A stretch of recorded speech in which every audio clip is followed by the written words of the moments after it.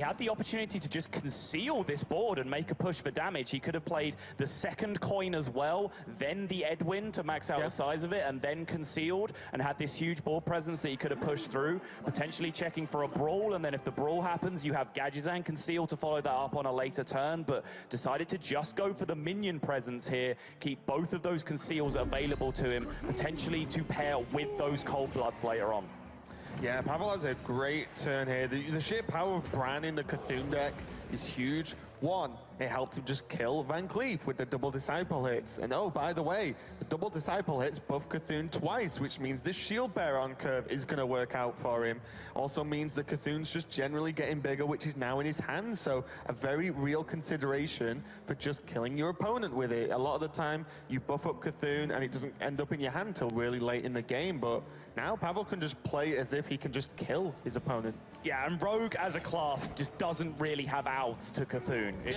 If Cthulhu hits the board and clears, right, it's probably the worst minion in the game to sap back to your opponent's hand, as long as they didn't innovate it out or some nonsense in Druid. And Pavel, it just seems destined. He would have woke up this morning, and he would have just been praying that one, he can play to his potential, but two, he just had that little bit of luck working on his side. And right now, it seems like both of those things are coming together in the perfect synergy for Pavel. Yeah, Pavel is in a great spot, and it's only getting better because Shield Bearer on curve with the armor is a good play. Equipping Gorehowl, killing a minion, prepping it for next turn is a good play. But you really want to play the Shield Bearer combined with the Shield Slam, which is 8 mana. And you know what? Twin Emps on 7 is always a good play, and he drew into it, and he's causing Jason Joe some headaches now. All right, so now this is Jason's push. He has this concealed board. If he can get one minion to stick here, as could be the case with this Auctioneer, now he has the Cold Blood to follow up and the Reconceal just to try and get the 1-2 punch, forcing the Cold Blood damage through twice. So this is a potentially huge decision for Pavel. He can choose to take the Brawl 50-50 here and try and deny the Auctioneer, or he can just try and load up on pressure and move towards the win condition himself, as you stated, of just ending the game with Cthulhu. Yeah, I mean, I don't think he needs to risk the brawl at all, to be honest. He has Shield Bearer this turn. He can even follow up with Gorehowl into Cthulhu if he really needs to just really push the damage, because realistically, Jason's just not going to pile the board wide with minions. The Rogue just doesn't really have the ability to do that, especially with no questions. So, you know, even if one additional minion comes out, well, Cthulhu at worst is going to clear the board. And then what does he do? Yeah, I mean, I really like Doomcaller this turn. Just huge threat in play, threatening lethal. That keeps the Shield Bearer Shield Slam combination available to you if you need to be able to take care of a minion. And there's no way this game is progressing to the point where you need Doomcaller to revive Cthulhu. No. That's just not happening. So let's get the 7-9 down in play. Let's buff Cthulhu up even higher. He actually chooses to go for the Cthulhu's Chosen here instead, which is a little bit interesting to me. This is just less power in play.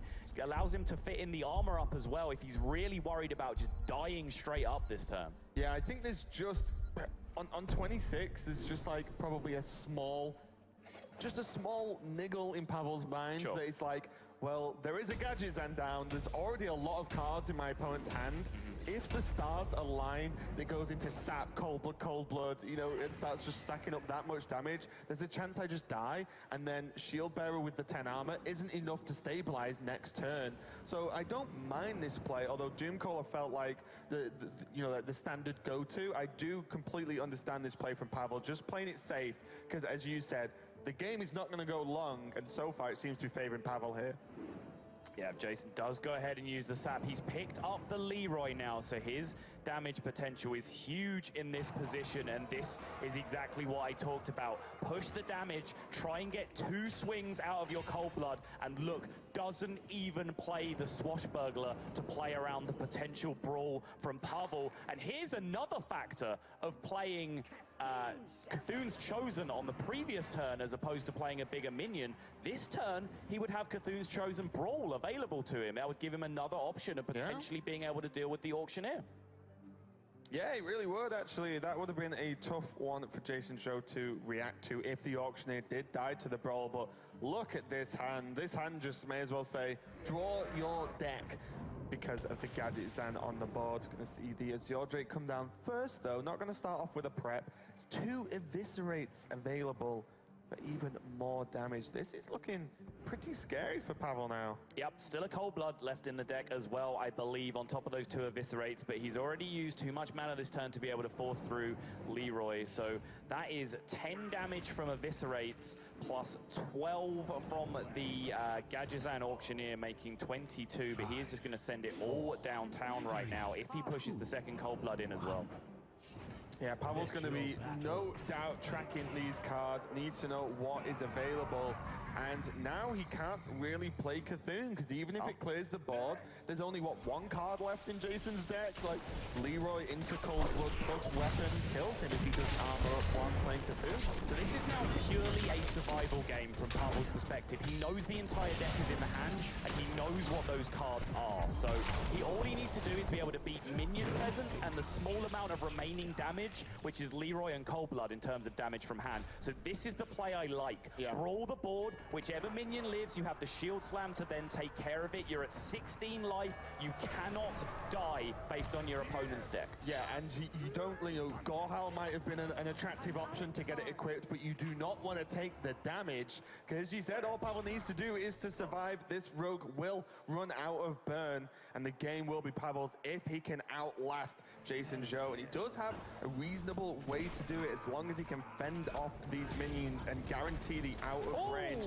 Whoa! Oh boy, that's damage. That is damage that Pavel cannot have been accounting for. With the Drake in hand still, the Alex Straza champion can come down and push another 3. That is such a big deal for Jason Zhou right now. Yeah, Swashbuckler is just causing havoc in this series so far. Sparring partner looks like it's going to be a consideration for Jason Zhou over the dagger up, just to make the board as awkward as possible. But going wide on the board means that that second brawl is going to be looking pretty tasty right about now.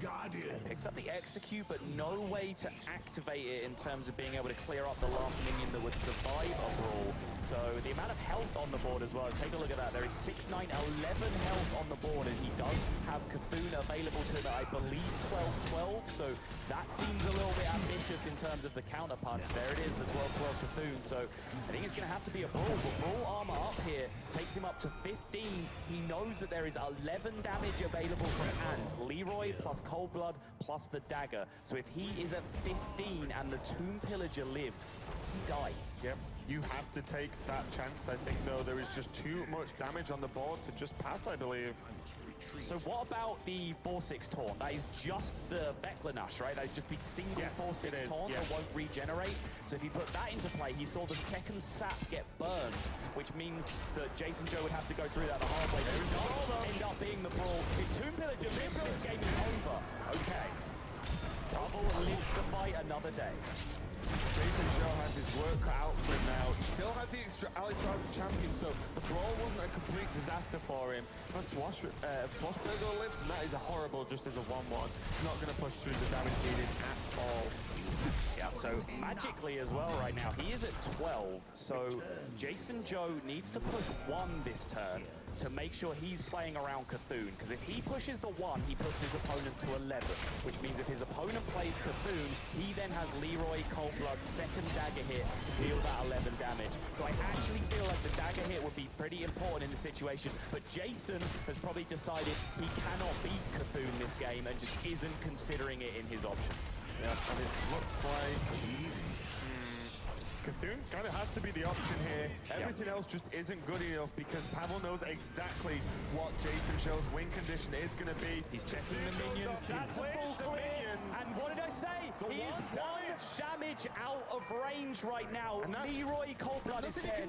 Dagger is 11. He has no game against this Cthulhu. Jason Zhou, China's last hope, looks like he's going down here, and it is. And the Russian comeback kid, Pavel, is going to be our first finalist at the 2016 World Championship. Absolutely amazing series, some incredible moments. I can't not believe it. Pavel has made it to the finals. He has probably had one of the roughest sets of games to get here, having to do multiple comebacks. But he must be pretty happy now, booking that spot in the grand finals here at BlizzCon. You can check out his road to that finals. First off, that insane match versus Amnesiac was completely bonkers. And then just seen him beat down Jason Zhou in another crazy series, but he is ready to give his thoughts on what it feels like to be in the grand finals with Muradin on the stage. Pavel, you've done it again, and now you're in the finals. I'm seeing you getting some pretty amazing things from Fireland's Portal. What's your secret? How are you doing that? I mean, yeah, I get Euro from Fireland's Portal, but actually it doesn't matter because I anyway had Fireball in my hand, and nothing could have saved him. Nothing could have saved him from the onslaught of Pavel. You're the first player from Russia to go and represent the World Championship in the grand final. What does that mean to you? I really happy that I represent Russia and have really nice results. It will be nice if final gonna be me against Dr. Hippie. Even more nicer if I will win this final. All right, he wants to face Dr. Hippie in the grand final, so he wants to see another fellow European in the grand finals. Thank you so much. Congratulations, Pavel is your first finalist for the World Championship of 2016. As the first semifinal finish of the day, we're gonna head over to TJ, the sidebar.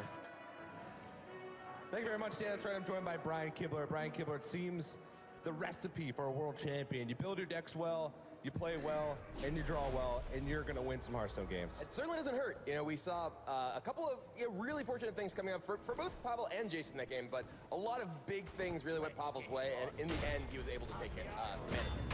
Yeah, definitely. And then Jason Zhou, of course, we said it in the pre-show. He was hyped up as being one of the best players to ever play on the BlizzCon stage from China. A well-known personality. He played on the America servers for a long time, too, and tried in 2015 to even qualify for BlizzCon through America. So a very well-rounded player. But Pavel was able to navigate the matchup well, and he 0-3'd his first 3 games in his last 2 matches.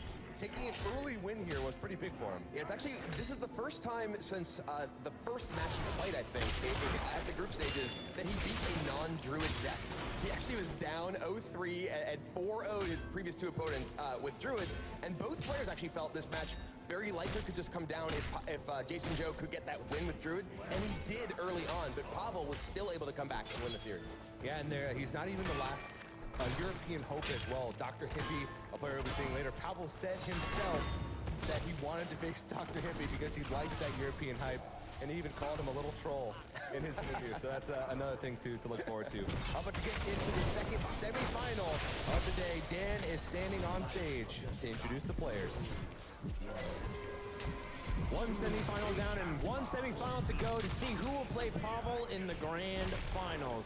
Let's introduce our second semifinalist. Our first player, hailing from Korea, coming through the last call invitational and defying all odds. Another Korean in the round of 4. Please welcome Chonsu.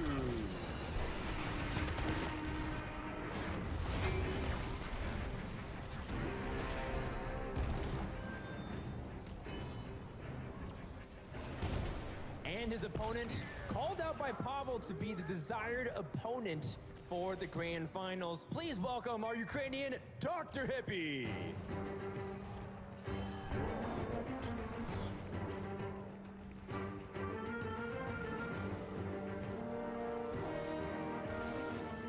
First question goes out to Chonsu. A lot of people have been watching and saying your play potentially has been the best yesterday. Do you feel like you're on your best play today as well?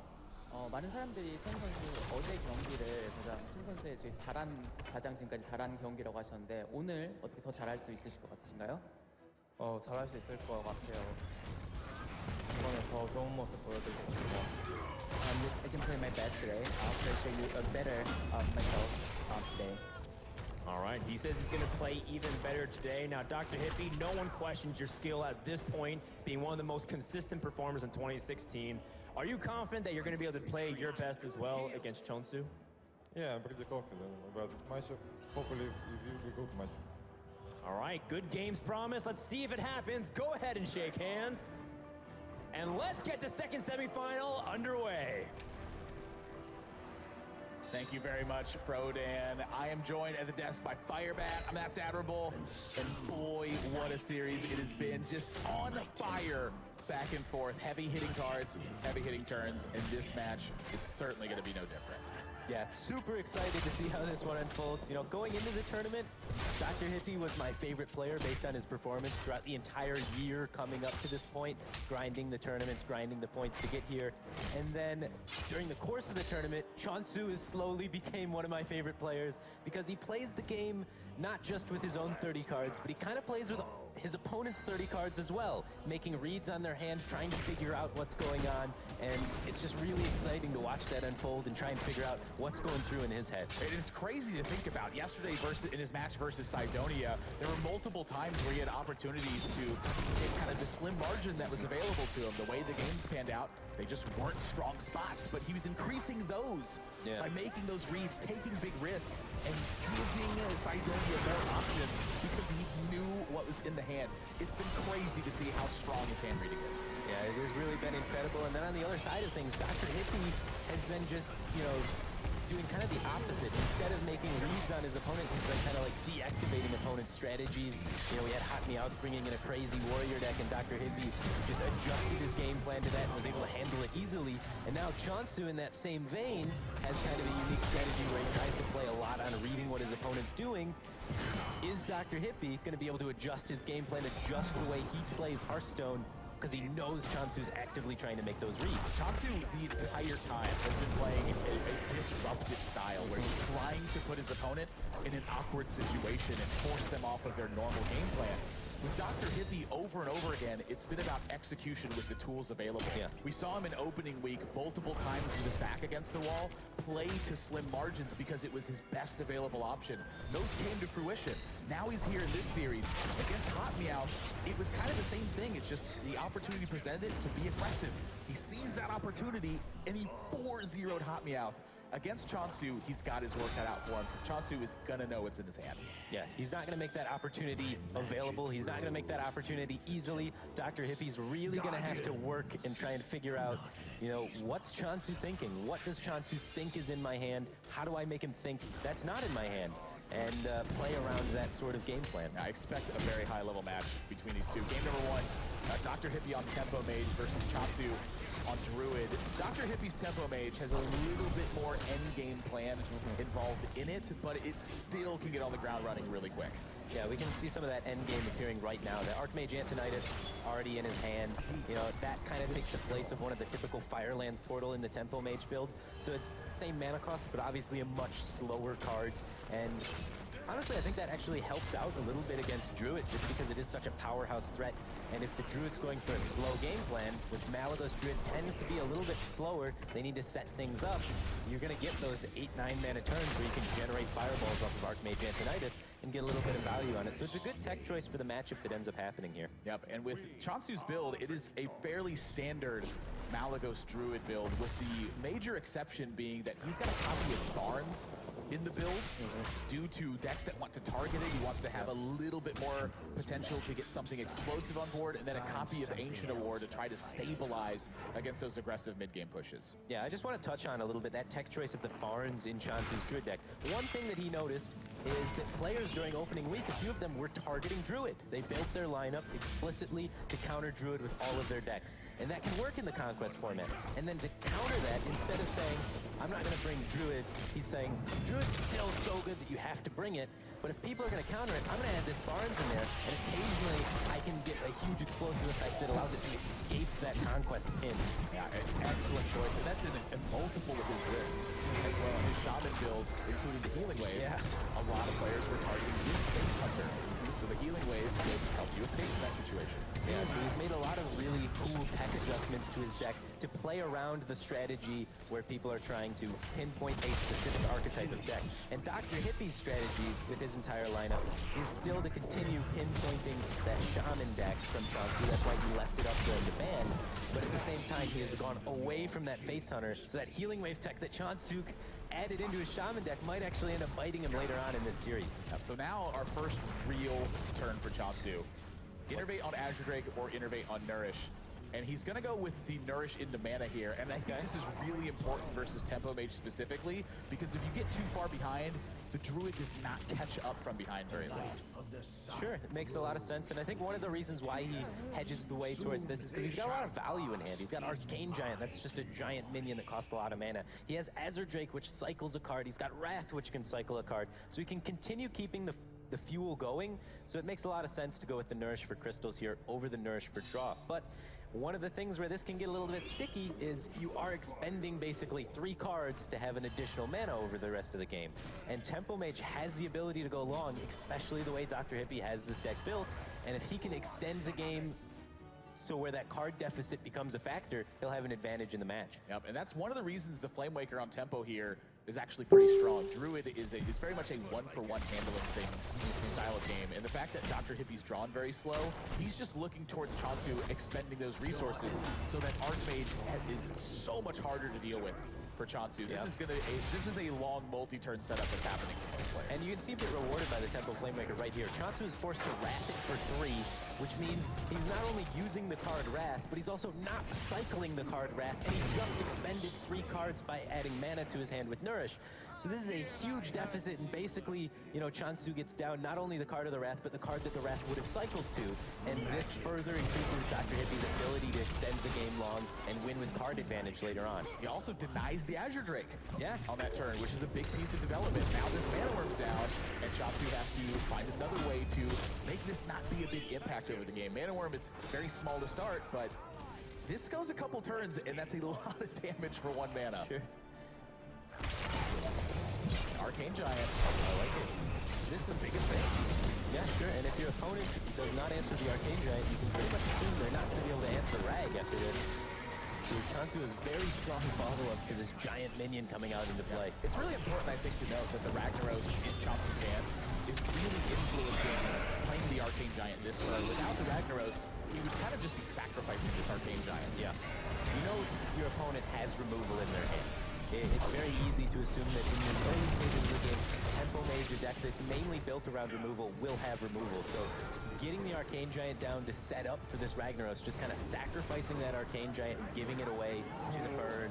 That's an important hit, too, because Mana Worm, with one other burn spell, will threaten a kill onto this Ragnaros here. So landing that shot with Ragnaros is a big deal for Chansu. Yeah, if he would have missed that Ragnaros shot, Dr. Hippie would have been able to Azure Drake Arcane Blast and then trade into it for the removal there. But now he's in a really difficult spot.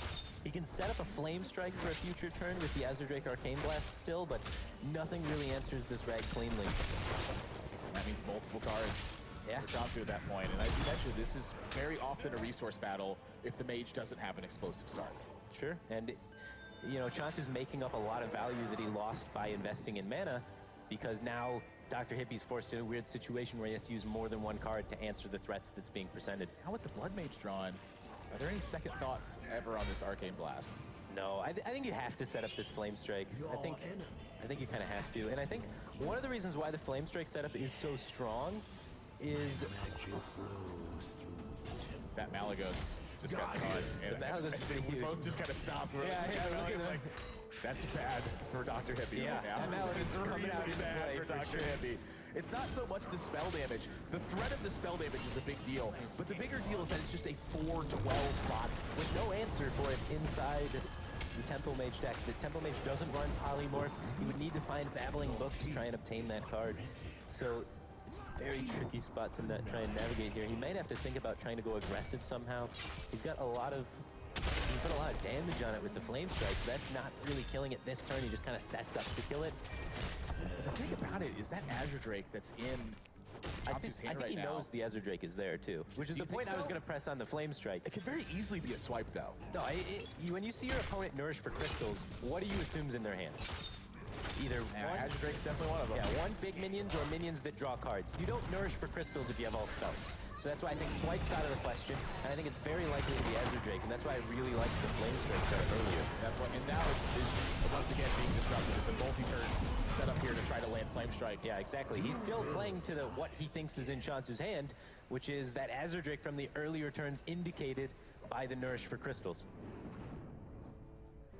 Still no pressure really from Dr. Hippie. I mean, Archmage is going to have to pull some massive weight in this game. Oh, yeah. But still, I love how he holds this Flame Strike. He knows he needs to wait for more value, so he's taking 8 additional damage to try and get another card out of Chunsu to get caught in this Flame Strike, basically. And Chansu's just launching the damage. He says 16 from hand. Yeah. Living Roots is very low value at this point, but the Malagos has lived. So back-to-back draws that would normally, I think, be fairly weak in this situation, instead is A 50-50 almost for all lethal. of Dr. Hippie's life, and now Ragnaros has a chance to end the game. Yeah, this try and set up to try and get this Flame Strike to get more value. Oh, it's gonna pay off though. He's still in it. Down to 6 though, and Now he has skipping the card initiative. advantage. He has the card advantage. The initiative is over to Chansu, Sure. though. With Dr. Hippie on such a low life That's such a total, huge draw. so, I mean, this is what Chansu needed to keep this push going too. It was up to Barnes.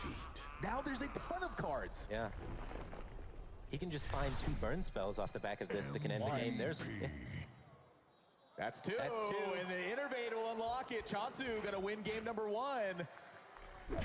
That was a really interesting opener. The fact that he went for the Nourish on mana and had to forego the Azure Drake for as long as he did, it was just the big end game threats that allowed him to win this game. The fact that Druid's draw density is just heavy hitter after heavy hitter, once they get to the high mana totals, it's difficult to stabilize. Yeah, I think it was very wise with the hand that he had there in the beginning, and going for draw just didn't make any sense. So he analyzed the situation, took the risk, picked the appropriate choose one, and was able to try and play the aggressive game with it. Once Dr. Hippie tried to try and play that value game and try and take 8 extra damage to set up the Flame Strike, he was able to really punish that. Yeah, it's really hard to play a value game versus Druid if you're not also pressuring them. Oh, because the pressure is where a lot of that value comes from, Sure. just forcing them to expend resources. It's a really difficult tightrope to walk, and that's why I think Nourish is such an interesting card. Yep, certainly is. Game number 2 is going to be coming up right after this.